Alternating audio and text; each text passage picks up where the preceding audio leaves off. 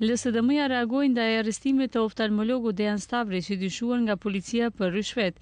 Opozita nuk beson në mënyrën e arrestimit të kreut të sindikatës si punonjësve të shëndetësisë të qendrës klinike, i cili drejtoi grevën e mjekëve për disa javë. Sipas LSDM-s, bëhet fjalë për hipokrizi të institucioneve. Si shembull, LSDM-ja përmendi Nikola Gruevskin, për të cilin thonë se kanë prova audio për marrje rishfeti 1,5 milion euro, ndërkohë që institucionet nuk reagojnë. LSDM-ja thotë se institucionet po orkestrojnë arrestimet të kundërshtarëve të politikave shtetërore.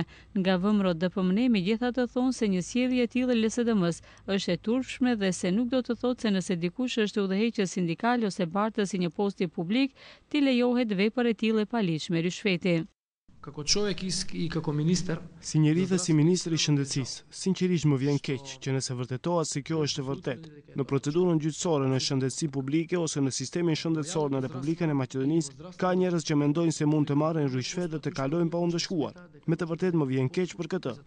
Unë konsideroj se duhet të ndërtojmë një sistem i çliruar nga rishfeti dhe mitmarrja.